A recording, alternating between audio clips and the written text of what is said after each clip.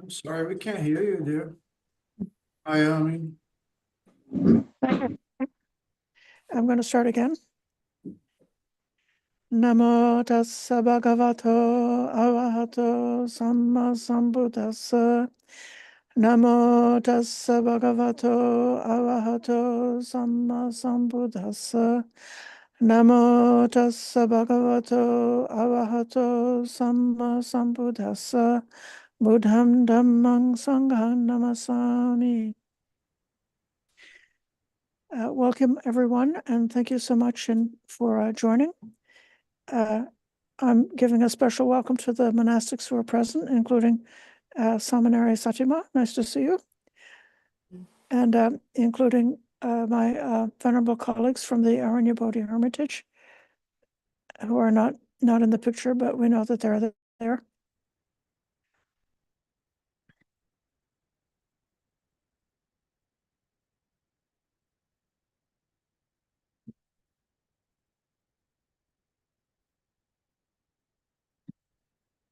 The sutta that I've selected for today is something about the Brahma Viharas, and I hope that you will give us a chance. It's not a very complicated sutta, but it gives us a chance to think about the relationship between the Brahma Viharas and the Eightfold Noble Path. So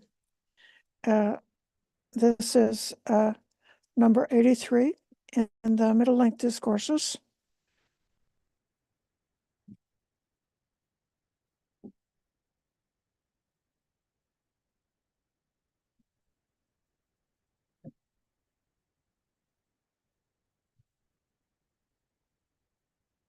The sutta about King Maghadeva.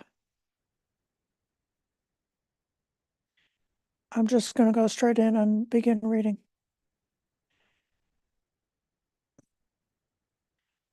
So I have heard that at one time the Buddha was staying near Mithila in the Maghadeva mango grove. Then the Buddha smiled at a certain spot. Then Venerable Ananda thought, what is the cause? What is the reason why the Buddha smiled? Realized ones do not smile for no reason. So Ananda arranged his robe over one shoulder, raised his joined palms toward the Buddha, and said, what is the cause? What is the reason why the Buddha smiled? Realized ones do not smile for no reason. And the answer is, once upon a time, Ananda, right here in Mithila, there was a just and principled king named Maghadeva, a great king who stood by his duty. The word translated as duty is Dhamma. So in this case, the Dhamma has the meaning of reality as it actually is, what is, and it also has the meaning of what should be, or righteousness when it's connected with kings. When you say, if you call a king or a government official a dhammiko, that means that they practice justice, that they're a fair ruler doing what a ruler or what the government ought to do. And then, of course, in our tradition, Dhamma also has a special meaning referring to the teachings of the Buddha that have been handed down to us.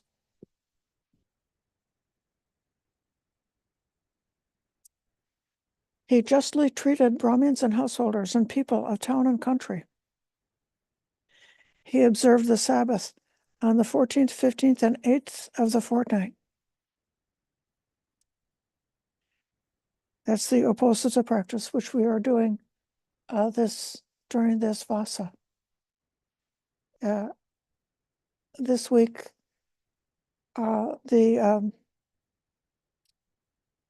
14th day, the 14 or the 15 day, I'm not sure which one it is, if it's a 14 or a 15 month this time, but it's going to be this coming Monday. So there will be a special morning program for taking the 8 precepts and a special evening Dhamma talk, particularly for the occasion of the Uposatha. So the king observes the Uposatha.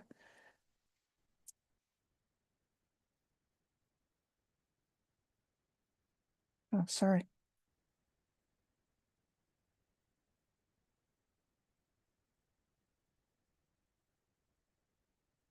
Then, after many years, many hundred years, many thousand years had passed, King Maghadeva addressed his barber. My dear barber, when you see gray hairs growing on my head, please tell me. Yes, your majesty, replied the barber. When many thousands of years had passed, the barber saw gray hairs growing on the king's head. He said to the king, the messengers of the gods have shown themselves to you. Gray hairs can be seen growing on your head.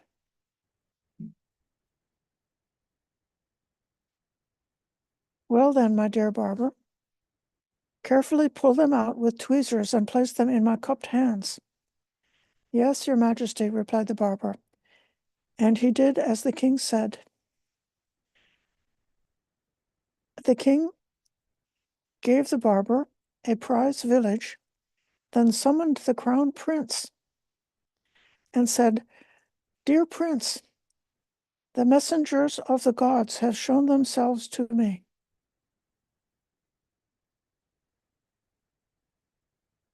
Gray hairs can be seen growing on my head. I have enjoyed human pleasures. Now it is time to seek heavenly pleasures. Come, dear prince, rule the realm. I shall shave off my hair and beard, dress in ochre robes, and go forth from lay life to homelessness.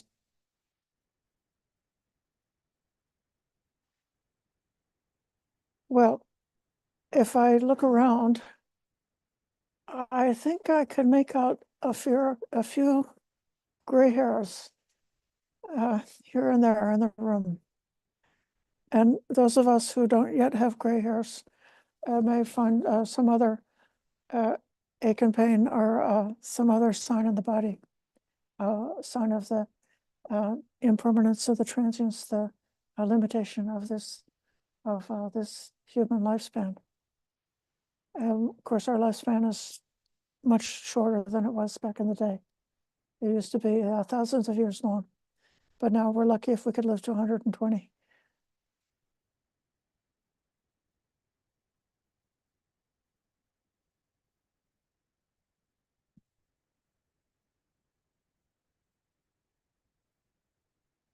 I just want to pause for a second and reflect about why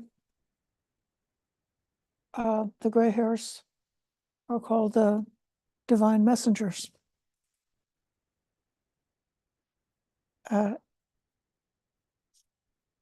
It seems, doesn't it, that there was something that was rather normal in early times in the traditional Indian system, where a young person would be spend the first part of their life as a student, and then they would spend the middle part of their life as a householder. And then, so while they're a householder, they have to be building up their wealth and supporting their family and being the chief of the economic enterprise of their family, or whatever the amount of business is owned by that family. And then in the last part of life, within this pattern, a person might turn over the running of the family business to the subsequent generation and retire from their active lifestyle and become mendicant, living a simple and austere life, and dedicating themselves to meditation and to spiritual practices.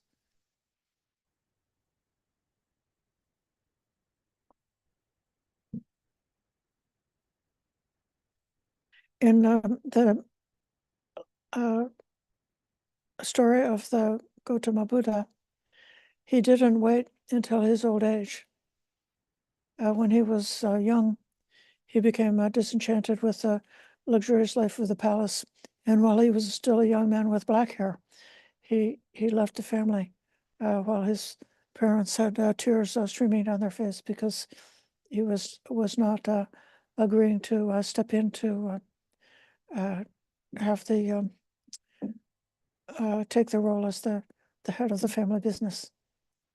And even so, it's common for even small children, as long as they're old enough to scare a crow, they could be taken in as a novice.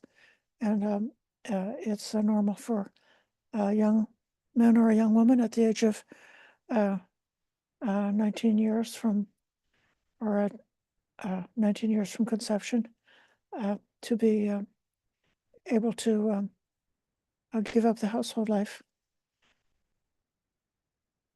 But we see among those of us who have followed the household pattern that there's something very significant that can change for us in the natural course of events, where during the time, if one is able to afford to retire from business, or one is able to be finished with raising your children and getting them set up and established in life, or one has developed enough wealth to be able to then stop earning money and live in a very simple way based on a certain a retirement income. Then we see so many householders. I think I could possibly count, I'm not sure how many, 3, 4, 5, 6 or more of us who are even here in this room right now, who have, even in the household form, have turned away from the life of accumulation and turned towards the life of renunciation. So I want to just ask if there's any comment or anything anybody would like to share or comment about that transition from the life of building up and developing and growing your business and growing your powerful and whatever your strengths are, and that phase of life in which one is actually able to stop accumulating and actually turn towards the deathless. Want to say something?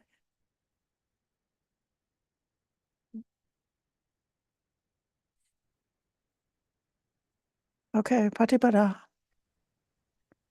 Thank you, Ayya. The accumulation phase, if one is able to see this experience as how you just described it, that would make it just one step of life. But I think what can happen quite easily is there is so much fear of financial insecurity with unpredictable illnesses and costs of healthcare and all of those things in the older age, that I think to be able to move to the renunciation stage can be quite daunting, can feel or be experienced as a level of insecurity, financial insecurity, with the markets going haywire and all of those things, and seeing how much money you're losing and all of this, because we can't predict what our needs are going to be. It's actually a scary place for householders. So can you speak a little bit more to that, about how one can transition with a peaceful state of mind about that? Well,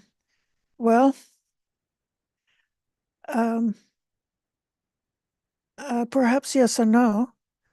Um, it certainly can be true that in the world of money, there is so much anxiety associated with money. I can remember for myself what an unbelievable thing it was in taking this monastic ordination and giving up and turning over the wealth that I had before that and turning it all over to charity and becoming dependent on the generosity of people. That it was a tremendous freedom. And I almost wish it were possible for everyone to have that freedom to be able to step away from the financial anxiety of having the need to live from one's own individual nest egg. Um, uh, I think that one excellent preparation for that is when a person is younger, if they see the danger in material wealth, and then they have a cautious attitude about the accumulation of material wealth, so that they would perhaps uh, uh, develop a more frugal, a more simple lifestyle, and see that accumulating wealth in itself is not any kind of source of security. If one has a high upper class lifestyle and you have enough riches to be able to sustain yourself in that wealthy lifestyle, the more that one is living at that kind of level, it seems to me that there would be a certain amount of anxiety associated with that. But if one is able to live well below one's income and live as simply as possible and really practice a certain level of renunciation, even when younger, just doing what's necessary and just seeing, wealth is not the answer. Wealth is not the answer. Then that may ease the transition. I think Ananya may have another answer to the same question. Can I also ask, for those of us who are elders, who are seen as maybe a support for younger family members, can one actually walk away and live the life of a renunciant and give up that responsibility? Is that possible?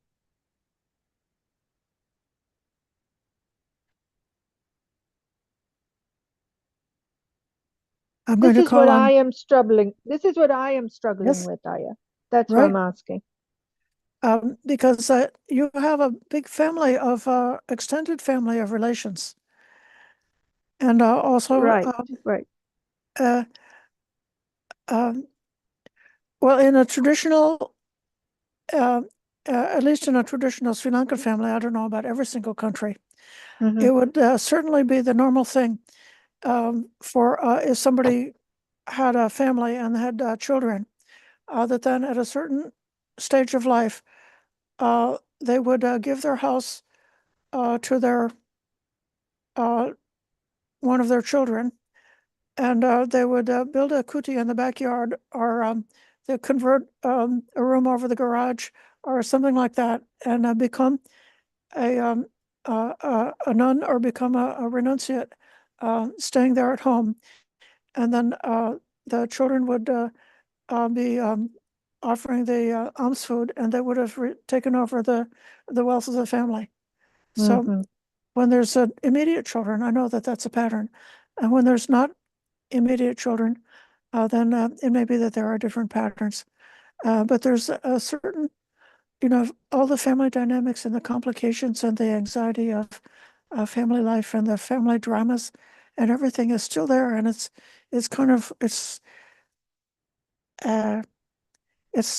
like Mara, was saying, Mhm. don't renounce. You can Mhm. just help your family. Mhm. Another friend of mine had a lot of relatives.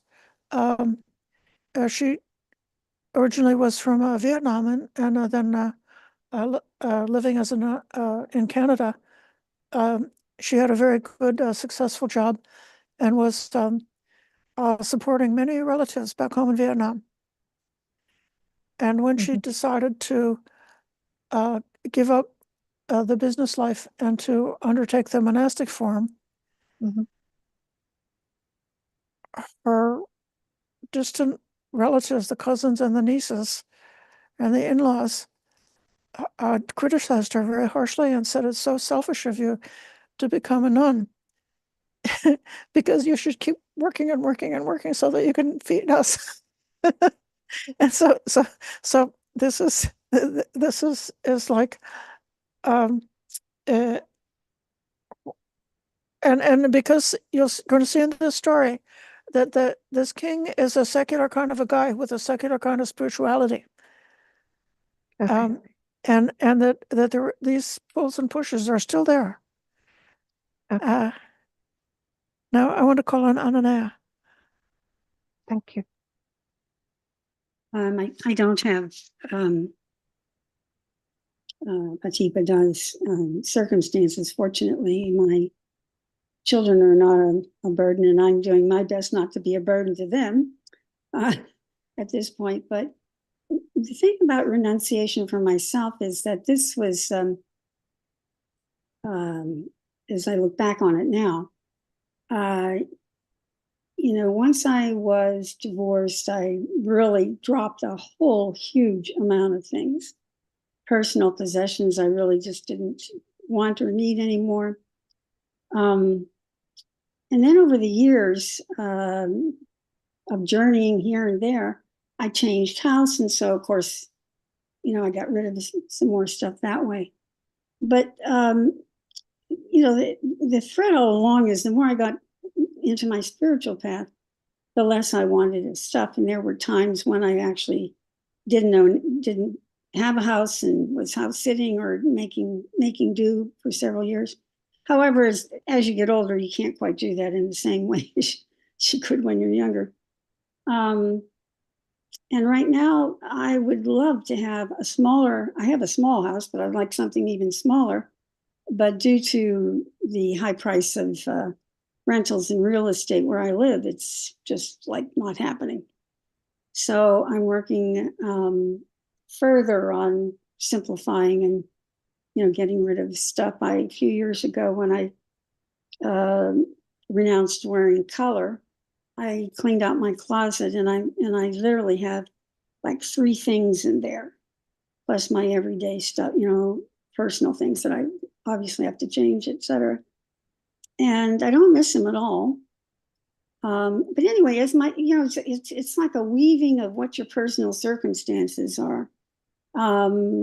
About, I don't know, must already be maybe 15 years ago, 10 years ago, when I had health issues of a particular nature. I had to stop working earlier than I thought I would. And so that really put some budgetary constraints at that time. And I naturally didn't do as much. But it also afforded me the time to be more inner and to develop that part of me. And then when I was able to, go out or whatever, I was mainly by that time going to Dhamma or retreats or other things. My world had really changed drastically. Going out to dinner and a movie was no longer of interest. And those are just things I think, as far as I think we talked about this a couple of weeks ago too, is that renunciation happens just from within. it goes in stages, and you're ready to let go more and more and more. And of course, as I'm older, I'm facing really letting go probably sooner as opposed to later. So, there's it isn't something I've worked at so much as just followed what my inner world, how my inner world and my worldview was changing. And as I said, I wish I'm working on even getting rid of more. And doing this, what they call now the Swedish something or other, basically really looking at my house so that I have things cleaned out, and I don't want my kids to have to come in and, haul off stuff. And so, and I find it very peaceful, actually. Now, for people who have other circumstances, they have to approach this differently. But it really has to be an inner type of a thing. And if you have that big draw and you're really starting to see where you want to let go more, at some point, if you resist it long enough, some circumstance will make you let go.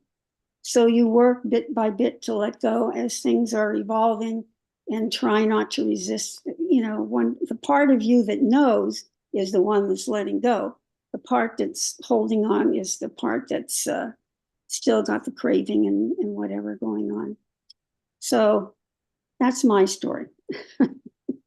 Thank you. So far. I don't want to spend the whole hour on this conversation, but I'm going to call on Elaine and let you be and then we'll come back to the sutta after Elaine. I'll try to be really quick. In my circumstances, I was really young and my mother got divorced, and we lost a lot of stuff and a lot of people very young, over and over. So I think I wasn't as materialistic as many people, but sometimes I get called a Pollyanna because people look at me like I'm a little dreamy, right? Like in a beautiful world, right? And I don't think that I am. I wish I would have found the Dharma earlier. It would have been able to help me do away with a lot of self-help books. So it's like instead of placing my values in material things, it's always been this spiritual search. And for me, it has ended with the Dharma, and I just don't question it. It does seem to resolve everything. Very shortly this morning, we were talking about dogs and dog fights. Yesterday afternoon, a big dog jumped my little 5-month-old puppy, and there was a big fight. And normally, I think I would have flown off the handle and yelled at somebody. The people were having a party, or I would have felt intimidated and scared. But I just let it pass. I pulled the two dogs apart. This woman came out and got it. This little 8-year-old said, "I'm sorry," right? So after I did reflect on the mom and the child involved and the dog, but the only thing I worry about is I like being alone. I am friendly, but I seem to have trouble making relationships work. That was a lot of stuff, but I think I wanted to just talk about that a while ago. Thank you, Venerable. Okay. We're going to go back to reading the sutta now.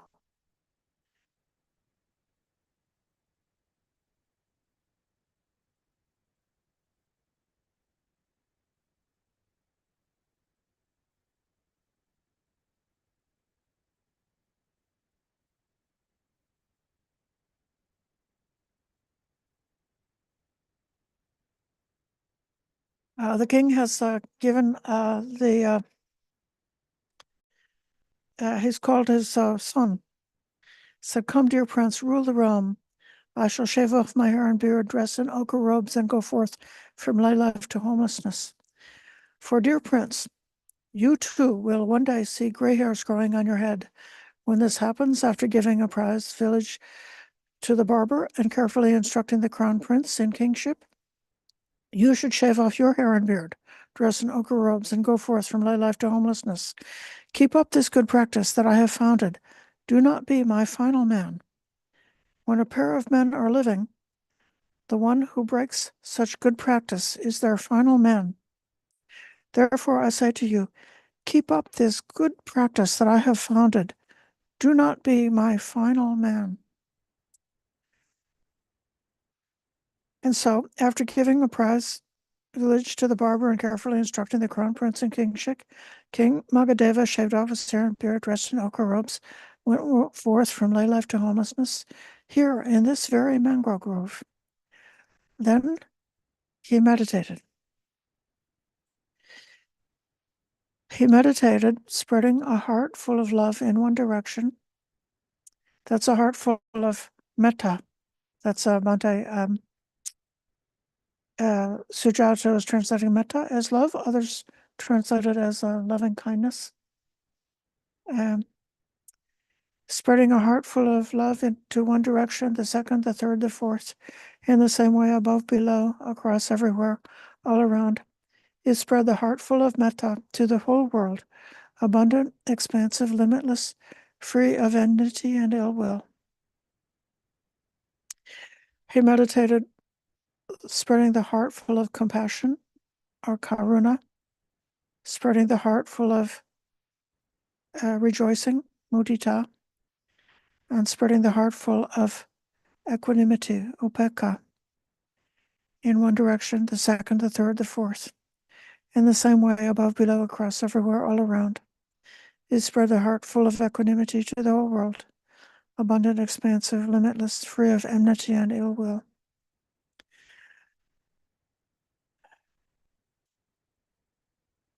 We have spoken many times about the understanding of these four terms, that the term metta is the one which seems to be the most inclusive and which we very often see standing by itself as its own practice, that the practice of metta is an intention or a wish, wishing for the welfare and happiness of beings without regard to any details about the specifics of those beings, those circumstances, whether they're good or bad, or whether they're lucky or unlucky, without really needing to know anything about them, only wishing for their true happiness. In this way, although there is a closely related emotion of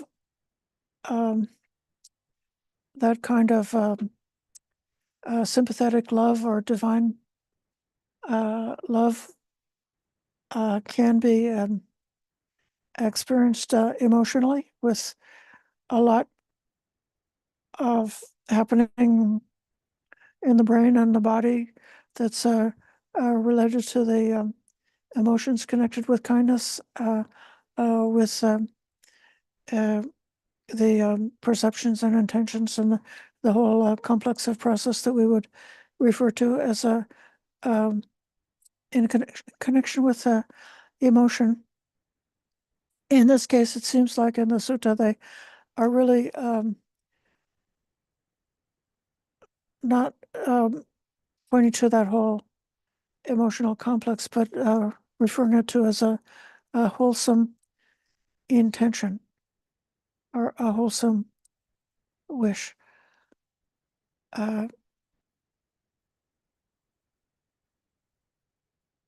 Emotions are naturally somewhat unstable, but a thought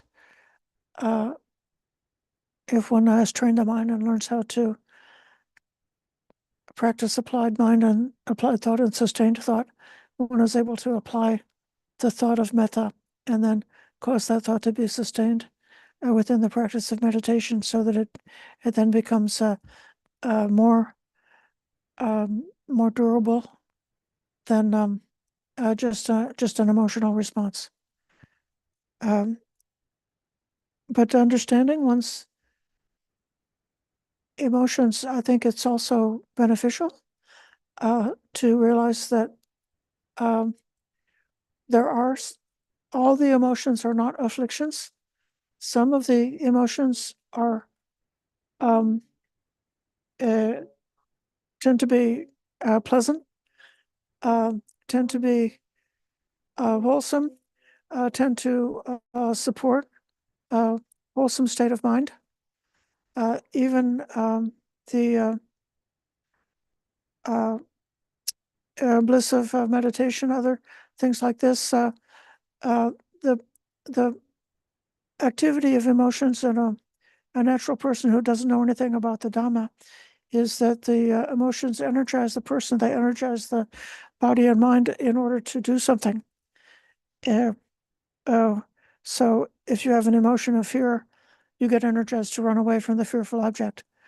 If you have an emotion of kindness, then the body and the mind are aroused and energized in order to protect or help a being. So one can, being a Buddhist and having wisdom and comprehension, one can just observe and see the emotional side of metta and simply enjoy that without being attached to it. But the main quality, the main distinction of metta is that it is the same in all cases without respect to the qualities of the individuals. Then it's said that compassion or karuna is the response of loving kindness when one encounters dukkha, and the intention, may that suffering come to an end. And then the rejoicing or the mudita is the natural response of metta when encountering that which is admirable and good and successful, the accomplishments of another being. And so then one would naturally rejoice in their goodness, rejoice in their accomplishments. And then the upekkha is most often mentioned in the context of the phrase about each person being the owner of their own karma, knowing that while we wish for another person to be free from harm, free from unwholesome qualities, to be released from dukkha and the cause of dukkha, to be able to not lose what they've gained, which is wholesome. There are aspects of causes and conditions where things are coming to their maturity, and it can't be controlled and can't be stopped. And so the mind is able to, with upekkha or with equanimity, to be calm and to simply know that certain karmas will normally come to their fruition. Indeed, the gray hairs of the divine messengers, the impermanence of the body, the fact of a human life being impermanent, that's the loss that all of us are facing. Whatever we know that's dear and delightful will become separated, will pass away. And that unfolding of karma in terms of impermanence, in terms of death, in terms of our limited lifespan, is unstoppable. So then practicing metta, practicing upekkha, one is able to evenly look over the turning of causes and conditions and the arising and passing away of phenomena in conditions without any disturbance. For 84,000 years, King Maghadeva played games as a child. For 84,000 years, he acted as a viceroy. For 84,000 years, he ruled the realm. For 84,000 years, he led the spiritual life after going forth here in the mango grove. Having developed the four divine meditations, when his body broke up after death, he was born in a good place, a divine realm of Brahma. So this is the divine realm is called the Brahma Vihara. And it's for that reason that these four practices, when practiced in this way, are referred to as the divine abidings. So if one does not realize the highest, or realize the deathless, if one does not realize the liberation from the taints through wisdom, then, but if one is practicing the Brahma Viharas, then one would, at a minimum, expect to be reborn after death in this divine realm, which is a pleasant place with long periods of time where suffering is far away.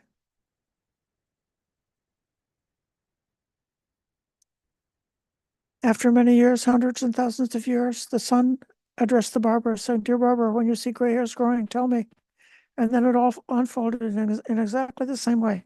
So it's telling the story exactly the same way, how the sun practiced the four Brahma Viharas, was reborn in the realm of Brahma. And a lineage of 84,000 kings, sons of King Maghadeva, shaved off their hair and dressed in the ochre robes and went forth. So this is 84,000 generations, each spending 84,000 years in these different stages of life. So 84,000 is a common number that is representing an eon.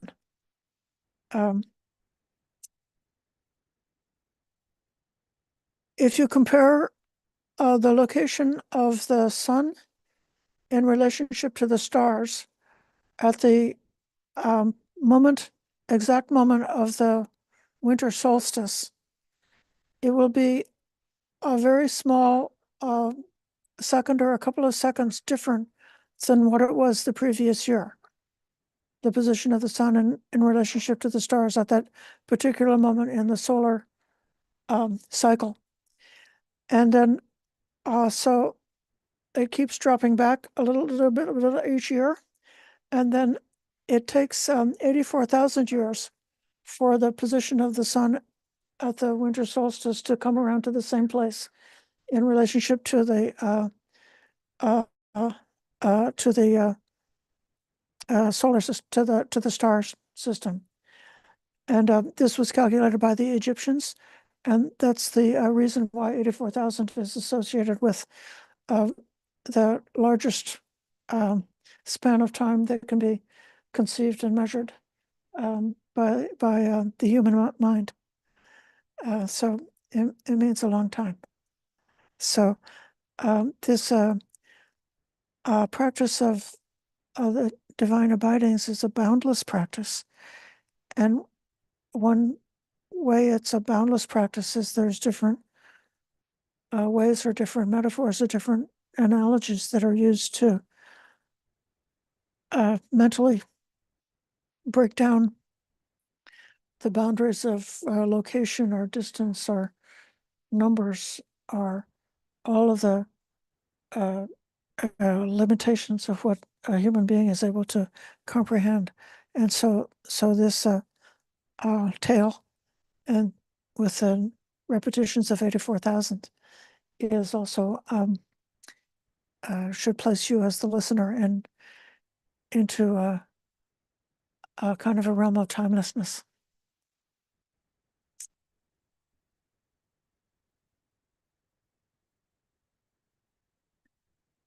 So after 84,000 generations, it came to the last of these kings, Nimi. Just and principled king, great king, stood by his duty.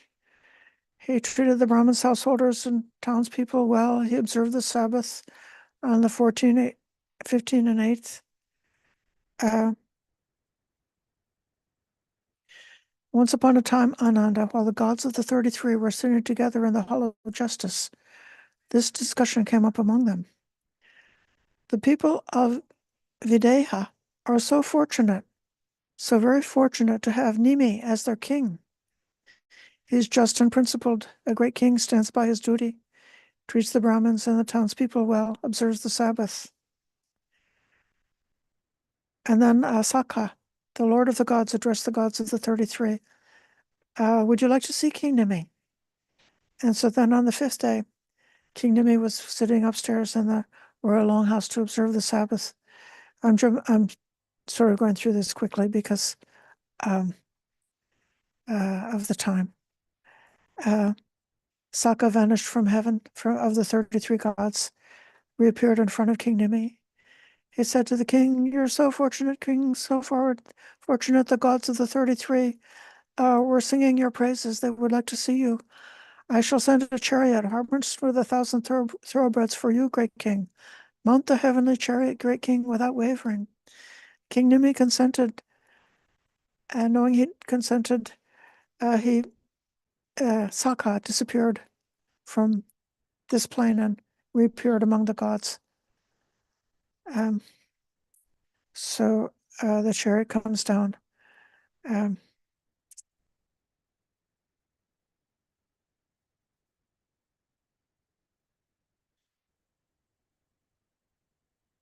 The messenger says, "Great king, this chariot has been sent for you by Sakha, Lord of gods. Mount the heavenly chariot, great king, without wavering. But which way should we go? The way of those who experience the result of bad deeds, or the way of those who experience the result of good deeds?" And he answers, "Take me both ways, Matali." Matali brought King Nimi to the hall of justice. Sakha saw King Nimi coming off in a distance, said, "Come, great king, come, great king." The gods of the 33 were sitting together in the hall of justice. That's a Dhamma hall.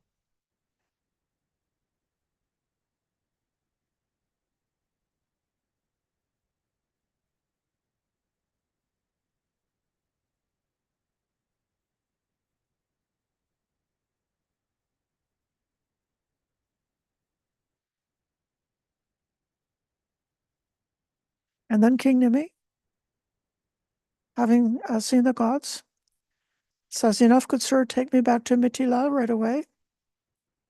That way I shall justly treat the Brahmins and householders, people of town and country, and observe the Sabbath." So he wants to go back to his household life, to do the life of doing good deeds and earning merits. So the chariot is harnessed. The king goes back. He's a good king. He's just, righteous, treats his people well. And then again, he addresses his barber, and everything unfolds as before, with seeing the gray hairs. And he develops the divine meditation. So this is the last man. King Nimi had a son named Kala Rajanaka. Kala means dark. And this son did not go forth from lay life to homelessness. He broke the good practice. He was the final man.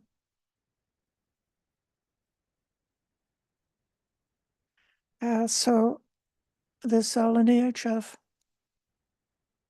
the Brahma Viharas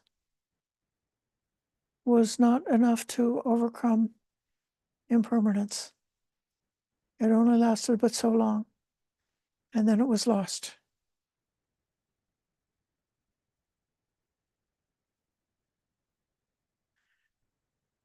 And now the Buddha explains the shortcoming or the limitation of the divine abidings.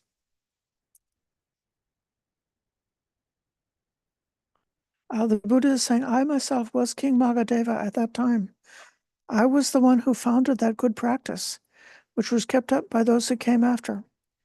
But that good practice doesn't lead to disillusionment, dispassion, cessation, peace, insight, awakening, and extinguishment. It only leads as far as rebirth in the Brahma realm.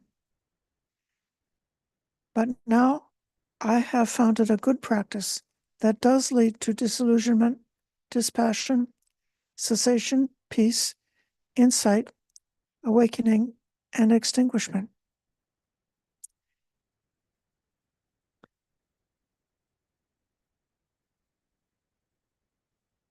I'll pause here for a second and see if there are any questions or comments about this fairy tale, or sounds like a myth, doesn't it? I mean, it certainly is a story that was crafted because there's a moral to the story.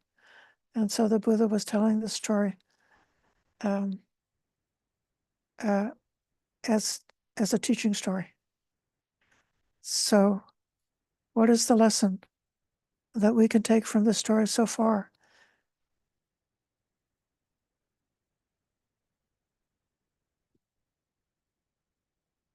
Marina, would you give the answer?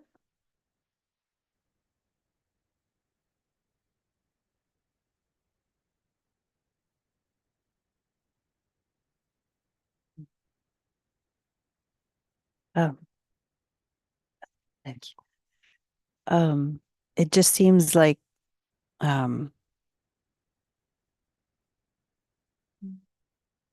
yeah, if you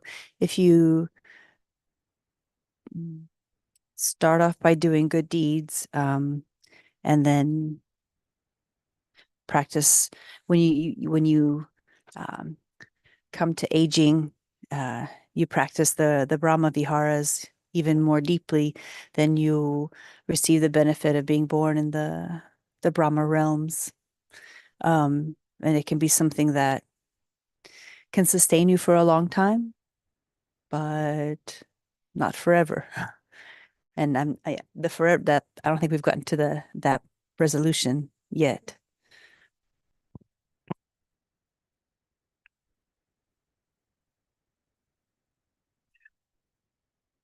So we know that the practice of kindness, compassion, equanimity, and sympathetic joy are not unique to Buddhism, but they do exist in other spiritual traditions. And herein, it seems that the Buddha is acknowledging that a spiritual practice that has those qualities is able to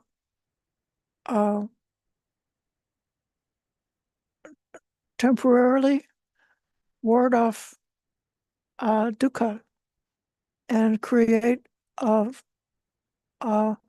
virtuous and pleasant heavenly existence that can go on for a long time.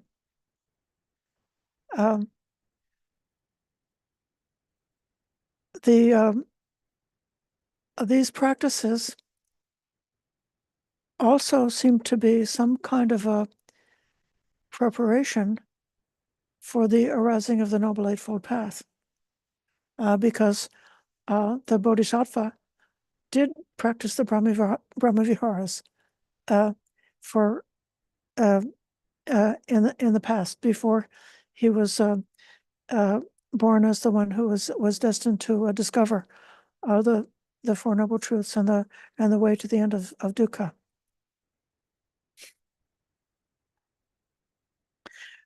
Elsewhere, in many places, we see the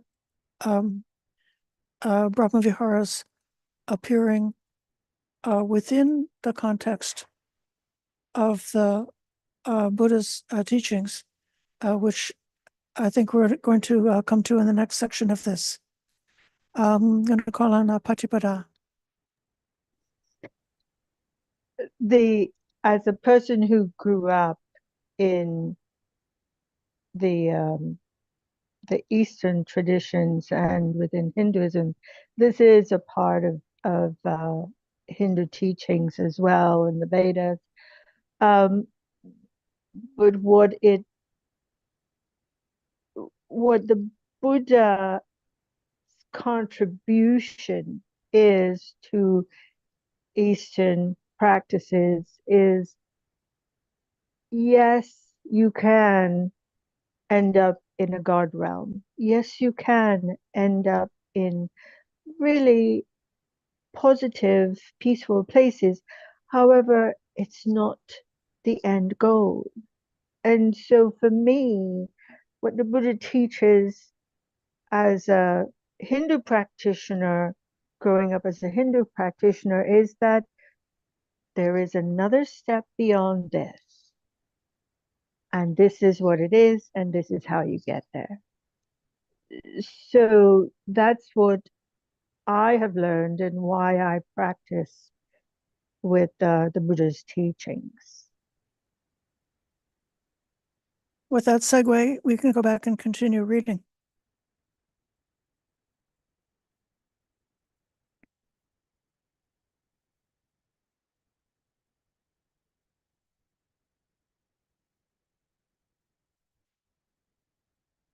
Now I have founded a good practice that does lead to disillusionment, dispassion, cessation, peace, insight, awakening, and extinguishment.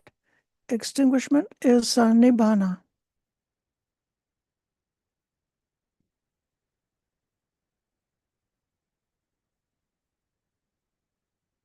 What is that good practice? It is simply this noble eightfold path. That is right view, right thought, right speech, right action, right livelihood, right effort, right mindfulness, and right immersion.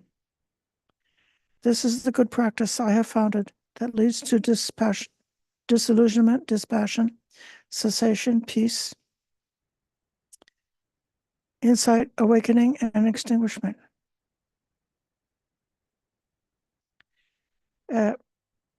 I want to mention or propose that there's a way that the practice of the Brahmaviharas is conditioning us to be able to realize and develop this noble path. If we think of the right view, in particular being the view of dukkha, understanding what dukkha is, how it arises, how it can be released, and the way leading to the release of dukkha, then our idea of what kindness is completely transformed. If we're wishing for happiness, we're not just wishing for happiness in terms of a pleasant life. We're not just wishing for happiness to be secluded from unpleasant experiences. Instead, if you understand what dukkha is and how it arises, then you would have a completely different understanding of true happiness as being that a person could be released from craving, which is the cause of dukkha. They could come to a final end of dukkha, not just a temporary relief or a temporary escape. So then, in light of right view, what one is wishing for, when one is cultivating the thought of loving kindness, is completely different. And when you see the compassion has got a completely different significance. When you see that it's that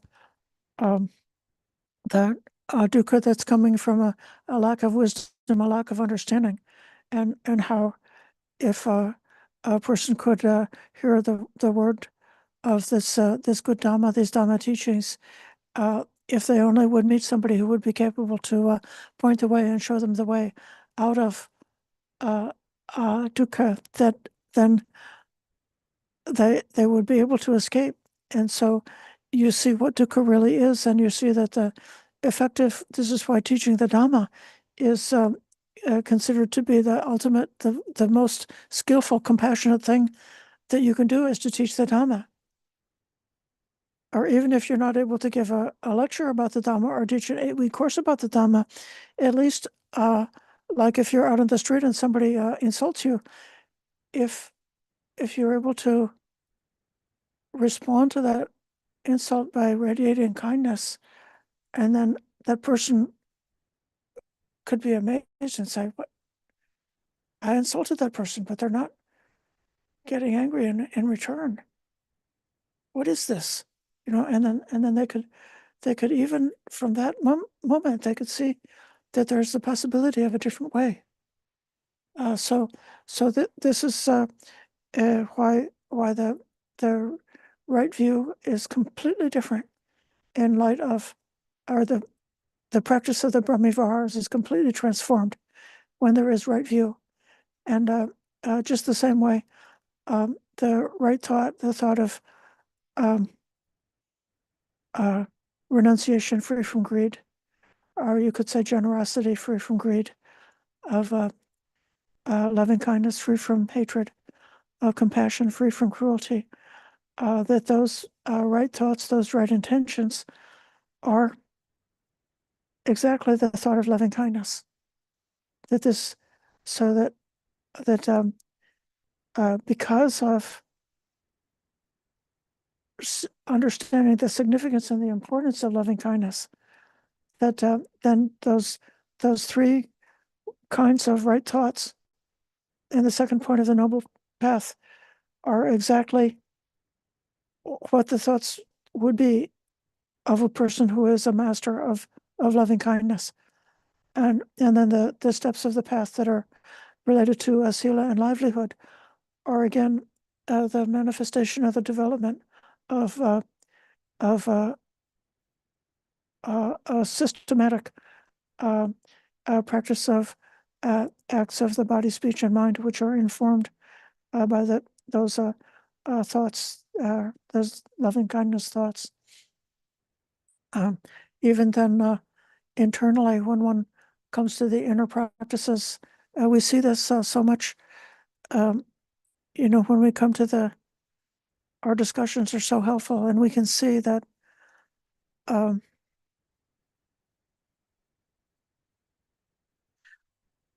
one of the reflections that's very often given in this, related to this practice of kindness, is this ahang avira homi, may I be free from anger, may I be free from ill will. And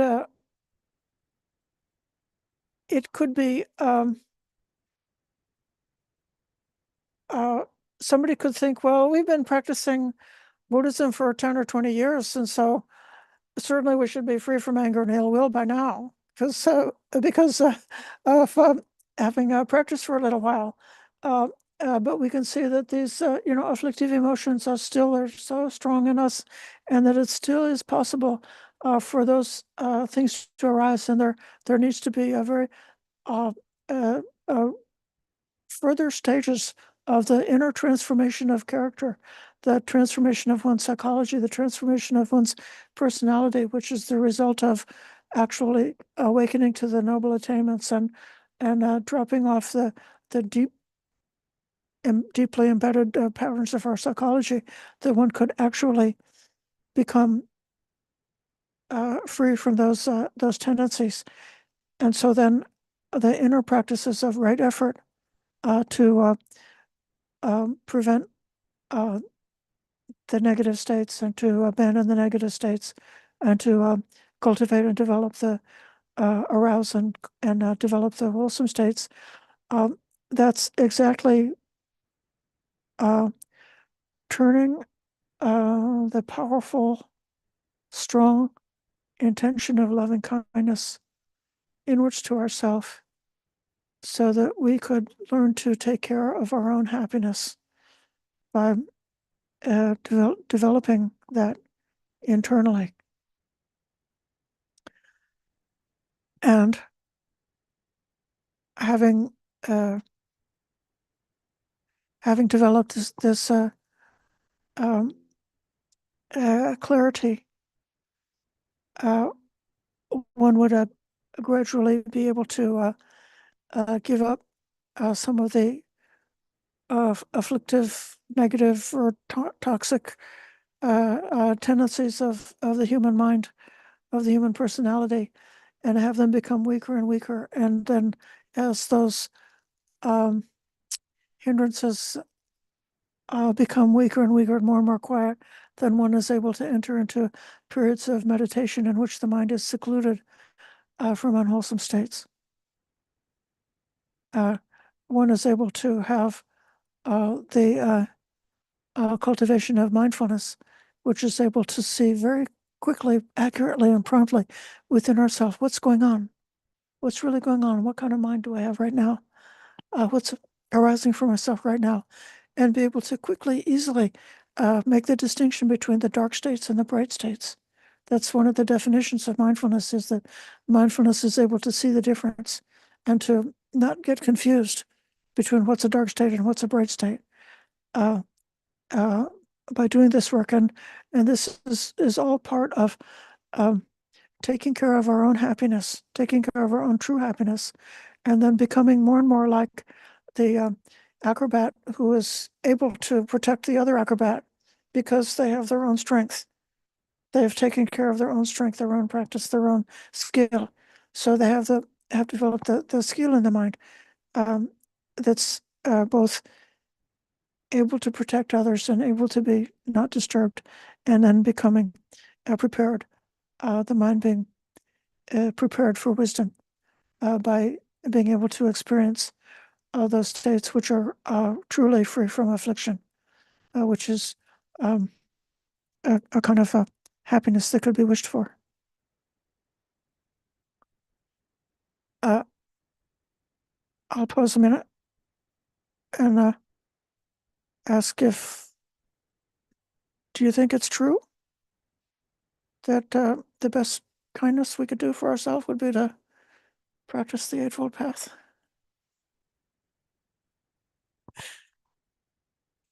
I'm going to give the mic to. I was just reflecting on the fact that to like really wish someone to be well and happy is actually really profound, and the sort of ease and well-being that comes with practicing the path can also be like, it's not like a superficial maybe well, maybe happy. It's really an incredibly deep form of happiness, true contentment even. And I think that like the more one practices oneself, the more profound it becomes to wish other people, or the more one sees a glimpse of the benefits, I guess, the more profound it becomes to wish that towards others, which also, in a sense, enhances the practice. So it's like really a sort of a virtuous collaboration between practicing for oneself, but then also being able to, in a sense, be there more for others. So it's quite nice and positive. That was what was on my mind.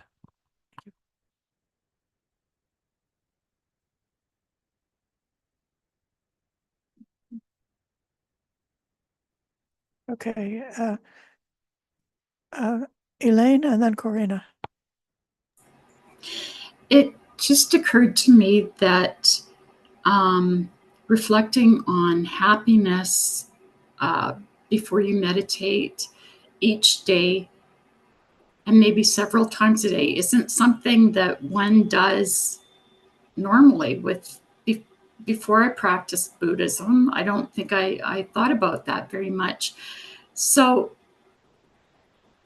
I think I'm seeing how that practice can set you up for doing it in daily life without thinking about it. where you can look back and say, oh, instead of getting road rage, I did something else. So I was contemplating on, every once in a while you think about, is meditation really helping? Is the daily practice really helping? And is it really transferring to daily life? And I think, yeah, it does something. It's like a reflex that gets trained, and it does work. Thank you. Yes, I agree. I'm calling on Corina now. Thank you. I was similar to what Anagarika Mitakanti was saying, and I love this view, this understanding of how loving kindness or a metta plays into supports or is a conditioning factor for the Eightfold Path. Anger. I was reading a sutta recently, in the Samyutta Nikaya, where the Devas are talking about what's the one thing that's okay to kill, and the Buddha said it's okay to kill anger, uproot it, because where there's anger, when you uproot anger, you uproot sorrow. So I was really reflecting on that connection between anger and sorrow.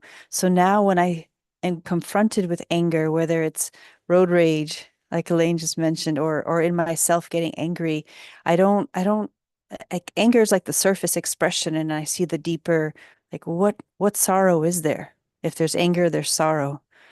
And that automatically helps me connect to the Brahma Viharas, because if you see sorrow, then compassion naturally comes up. Yeah, I just love how it all, how practicing the Brahma Viharas really is a conditioning factor, or it's another way to look at the Eightfold Path that's less mechanical than I was looking at it before. Yeah. I'd like to return and continue reading for a little longer.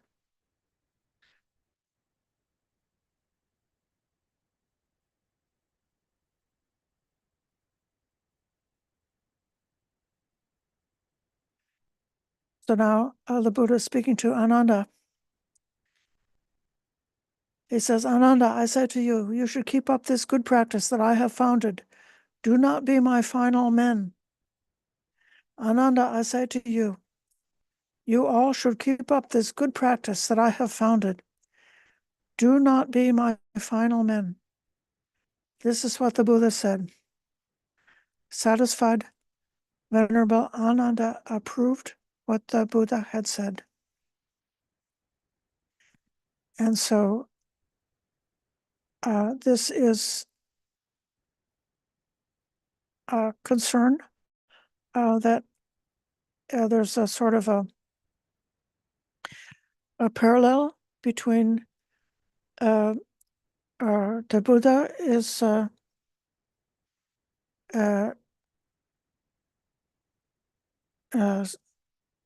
similar to a wheel turning spiritual leader, is similar to a wheel turning monarch, who's the monarch is concerned about the succession. And now the Buddha is giving this strong exhortation to Ananda and to his disciples, not to be the final man, but to continue these practices and not to let them drop. So it's known that the presence of a Buddha in this material world is a temporary thing that happens once in a while. And the presence of what's sometimes called the sasana, or the teaching, or the lineage of the Buddha, the amount of time that the Buddha's disciples can continue to practice as a legitimate sangha, practicing for awakening, and the amount of time that the true Dhamma taught by the Buddha can be properly understood and properly practiced, that these periods are not infinite. So the teaching of the Buddha in this world, in this material world, is not expected to last forever. For some of the previous Buddhas and previous eons, the teaching of that lasted for a different length of time. And it's said that this Buddha, it's expected that his teaching would last for a longer amount of time, because in addition to teaching the Dhamma, he also taught the Vinaya, the way of practice. And the combination of, so if you said the Dhamma is like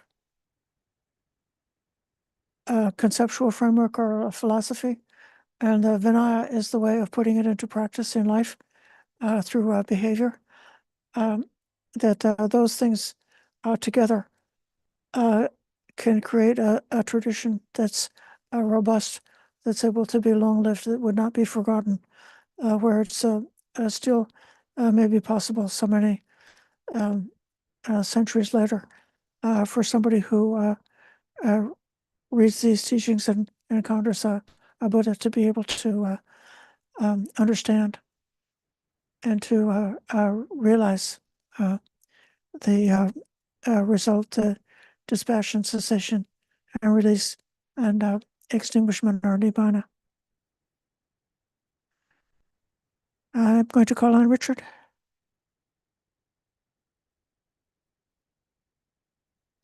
Thank you, Ayya. I just wanted to make a quick note about something.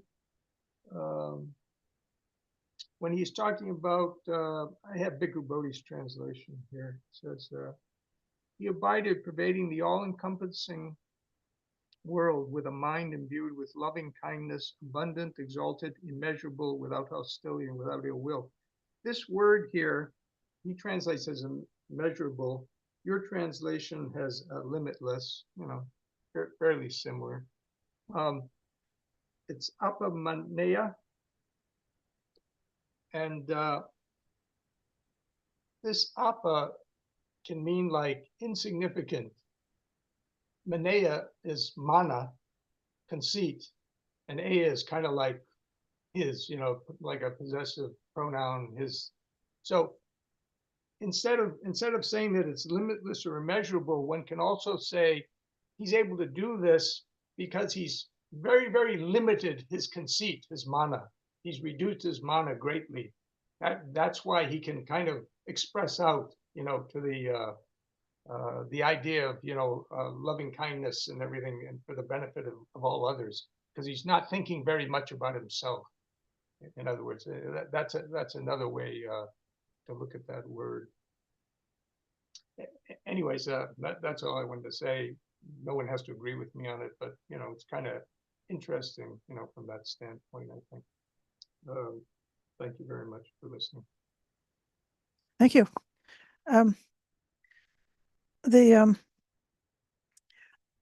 These boundless meditations are definitely powerful meditative states, which are, it's said that there's a liberation of the chitta, a liberation of the mind, or a liberation of the heart. Boundless liberation of the heart is done through can be done, reached through these boundless meditations, and a state is so sublime and so far away from any kind of hindrances or defilements that one could even mistake it for the full awakening. But then it's kind of closely related to the realization of the liberation through wisdom, which is the characteristic of not turning back, the true liberation.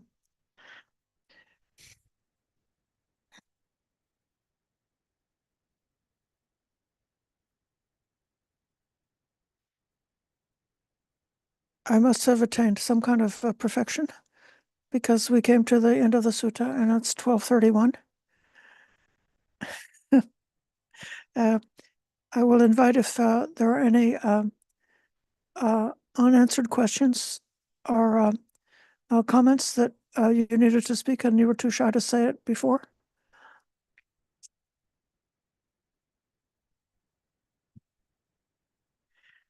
Otherwise, I sincerely hope that each and every one of us will be able to realize this escape from anger, ill will, and all the toxic tendencies of the human mind, and to eventually obtain that superhuman state in which these negativities can be either 90% cut off or completely cut off. And that as a result of this, we can transcend this merry-go-round of samsara and not be obliged to return to this world again, but to realize the highest. And in the process of realizing the highest, I hope that all of us, every single one of us, will be able to become a powerful beacon of joy, happiness, calmness, integrity, and goodness, so that others who see us will be amazed and maybe stop for a minute on their negative habits, if they have any, and think, well, I can see that it's not necessary to continue going down the road of negative habits anymore. Let me try to find out this way to happiness that I see as possible to be developed, experienced, and realized right here in this world. We can close by giving respect to the Triple Gem.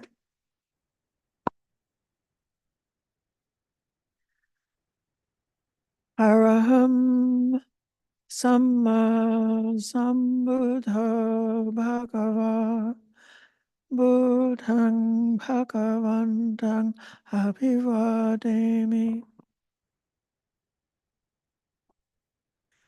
Swakato Bhagavata Dhammo Dhammang Namasami.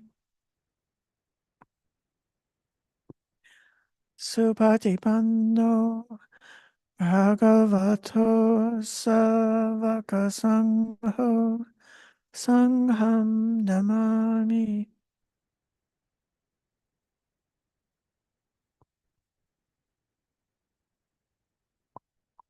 Thank you, Ayya. Okay, thank you. Thank you, everyone. Thank you, Ayya. Sadhu, sadhu.